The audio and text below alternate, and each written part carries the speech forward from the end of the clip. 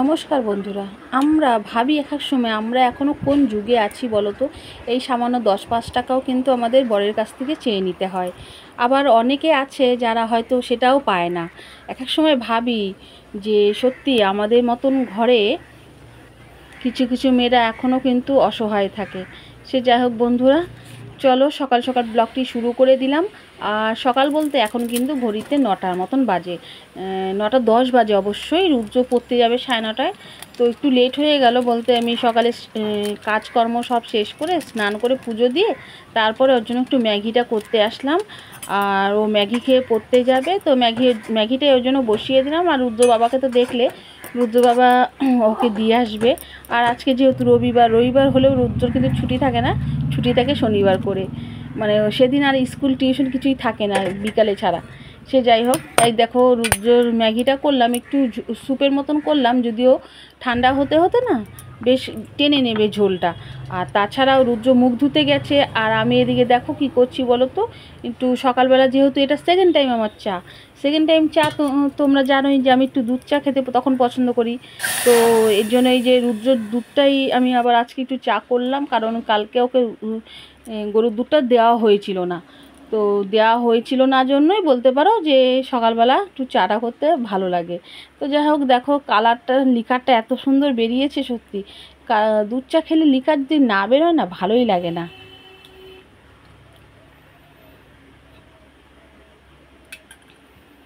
তো চলো, চা তো আমার হয়ে গেছে, কাপেও ঢেলে নিলাম। এবার আমি তোমাদের ভালো করে কাপটা দেখাচ্ছি, পরিমাণটা দেখো। যেহেতু দুজনে খাবো, রুদ্রর বাবার আমি দুজনেই খাবো। ওই যে দেখো, চা তো নিয়ে নিলাম, আর সাথে একটু মুড়ি, তোমরা জানো যে মুড়িটা নিয়ে নিই। আর একজন দেখো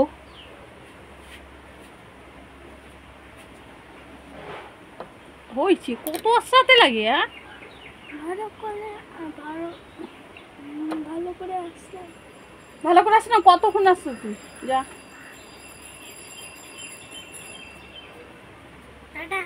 টাটা। রুদ্র পড়তে চলে গেল, বাবা দিয়ে আসবে। তারপরে তো আমার যুদ্ধ শুরু হলো বলতে পারো। রবিবার হোক বা শনিবার বা সোমবার, আমাদের তো আর কোনো ছুটি নেই।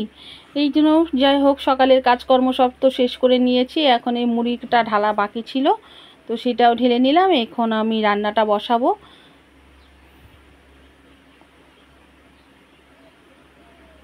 তো রান্নাটা বসাবো, তার মাঝেই তোমাদের সাথে একটু গল্প করতেও বসে গেলাম। তো আমার তো মুড়িটা তো ঢালা হয়ে গেল। চলো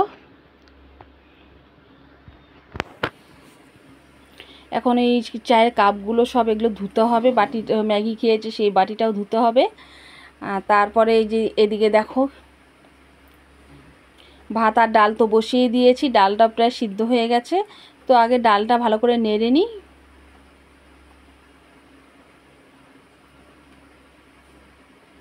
এবার ডালে জলটাও দিয়ে দেবো।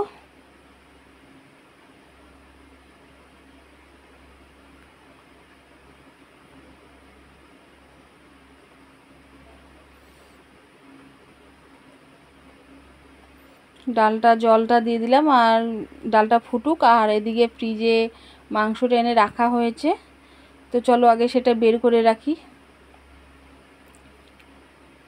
এখনও ধোয়া পাকলা কাটা বাছা কিছুই হয়নি, এই সবে এনে রেখেছে। তো আমিও তো এই সব কাজগুলো করতে করতে এই যে দেখো। তো চলো, মাংসটা যখন এনেছে ধুয়ে টুয়ে নিই, এদিকে মশলাটাও রেডি করতে হবে। আর এই যে দেখো মশলাটা রেডি করে নিয়েছি আমি। ধনে গুঁড়ো, জিরে গুঁড়ো, লঙ্কার গুঁড়ো দিয়েছি, আর একটু সরষের তেল দিলাম। আর এখানে পেঁয়াজ রসুন আদা বেটে দিয়েছি। হলুদটাও দিয়ে দিচ্ছি, নুনটাও দিয়ে দেবো, দিয়ে তারপরে তেজপাতা দেবো। সব কিছু দিয়ে এবার আমি চলো ধুয়ে রাখা মাংসগুলোও দিয়ে দিই, নিয়ে ভালো করে মেরিনেট করে রেখে দেবো। তবে হ্যাঁ, এই মুহূর্তে আমি বেশিক্ষণ রাখতে পারছি না, কারণ আমার অলরেডি ডাল ভাতটা হয়ে গেছে। তো বলতে পারো 10 মিনিটের মতন আমি এখন মেরিনেট করে রাখলাম। আগে থেকে মেরিনেট করে রাখলে খুব ভালো হয়, কিন্তু কি সবসময় আর হয়ে ওঠে না। তো মেরিনেট তো করা হয়ে গেছে, 10 মিনিট থাকুক। তারপরে চলো রান্নাটা বসিয়ে দিয়েছি। এই যে দেখো,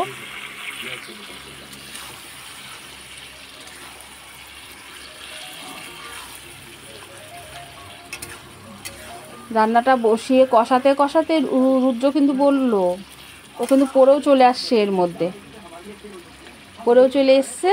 এসে বলছে, মা মাংস হচ্ছে, তাহলে কিন্তু আমাকে কষা দেবে। তোমাদের ঘরে অবশ্যই তোমরা কে কে কষা মাংস খেতে পছন্দ করো আমাকে কিন্তু কমেন্ট করে জানাবে। তো এই যে দেখো কষা মাংস বলেছে ছেলে, তো এই যে এখন তুলে দিচ্ছি, না হলে আবার জলটা দিয়ে ফেলতাম, তখন আবার উনি রাগ করতেন যে না রাখলে না, এটা হয় অনেক সময়। যাই হোক কষাতে কষাতে বললো জন্য ওর জন্য রেখে দিলাম। চলো এবার আমি মাংসটা তো আমার মশলা কষানো হয়ে গেছে, জলটাও দিয়ে দিই। আর জলটা আমি অবশ্য একটু গরম করে দিলাম, ওই বাটিটাতে আমি একটু জল গরম করে তারপরে দিলাম, কারণ মাংসেতে গরম জলটা দিলেই বেশি ভালো হয়, কাঁচা জলটা না দেওয়াটাই ভালো। কিন্তু অনেক সময় তাড়াহুড়োর কারণে অনেক সময় আমিও দিয়ে দিই। তো আজকে যখন একটু অত তাড়াহুড়ো ছিল না, এখন কিন্তু ঘড়িতে মোটামুটি 12:30 পার হয়ে গেছে। রুদ্র স্নান টান সব করে চলে এসছে, আর এই যে দেখো ওকে দিলাম।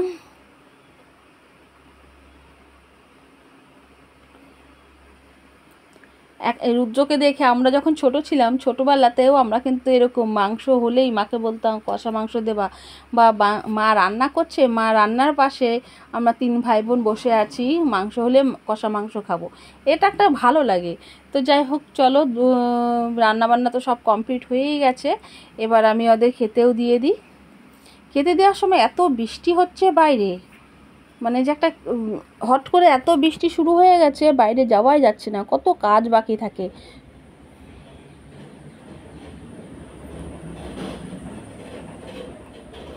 তো রুদ্র তো ঝোল খাবে না, মাংস আর আলু দিলাম। আর এই যে দেখো কাজ বাকি থাকে, এই কারণে বললাম, কাঁচাগুলো সকালবেলায় ভিজিয়েছিলাম, এই রান্না বান্না এই সেই করতে করতে আমি কাচতে আসতে পারিনি। তারপরে ভাবলাম রান্নাটা শেষ করে আসবো, তারপরে যে দেখো বাইরে দেখে বুঝতেই পারছো বৃষ্টি হয়েছে।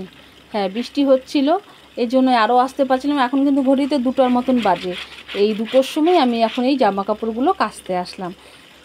যাই হোক 2টো বাজে যখন, রোদ তো আর হবে না, কিন্তু জলটা ঝরে গেলে ঘরে আবার মেলে দিলে শুকিয়ে যাবে। তারপরে এই যে চলো তোমাদের দেখাচ্ছি, ঠিক আমার ঘরের পেছনে যে কাঁঠাল গাছটা আছে, আমি তোমাদের এর আগে দেখেছিলাম, যেটা ঘরের সামনে সেটা তো তোমরা অনবরত দেখতেই থাকো, আর এটা ঠিক পেছনে, এটা অবশ্য ছোট মেজো কাকিমার লাগিয়েছে গাছটা, তো তার গাছ বলতে পারো, আমার ঠিক ঘরের পেছন দিকটায়।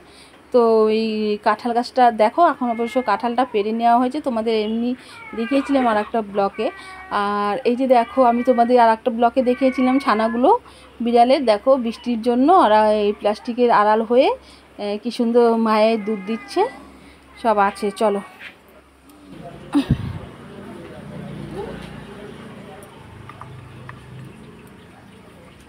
রাঁধতে কান্না ভালো লাগে, কিন্তু রান্নার পরে দুনিয়ার বাসন এই সেই পরিষ্কার করা,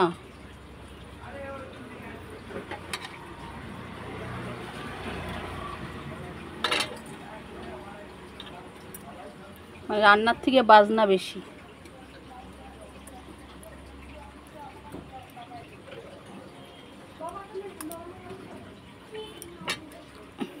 টিফিন তো হলো, চলো এরপরে আবার রাতের জন্য আটা মাখতে হবে, আর ওর বাবার জন্য খালি একটু আলু ভাজবো, কারণ ওর মাংস দিয়ে খাবেও না, ব্যাস তাহলেই হয়ে যাবে। আবার জল আনতে যাব, কত পড়েছে। চলো গোছানো হয়ে গেছে, এবার চলো বাসন টাসন ধুয়ে নিই। তোমাদের দেখিয়েছিলাম যে গাছটা কাঁঠালের, এই যে দেখো, তো দেখা যাক কালকে কাঁঠালটার একটা কিছু ব্যবস্থা করতে পারি নাকি।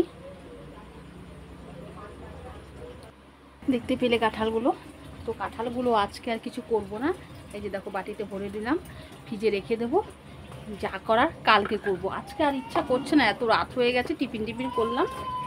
তো টিফিন বক্সে করে আগে ফ্রিজে রেখে দিই, কালকে দেখি একটা কিছু করি, যা করি তোমাদের অবশ্যই বলবো। আজকের মতো ভিডিওটি এখানে শেষ করলাম, তোমরা ভালো থেকো, সুস্থ থেকো, টাটা।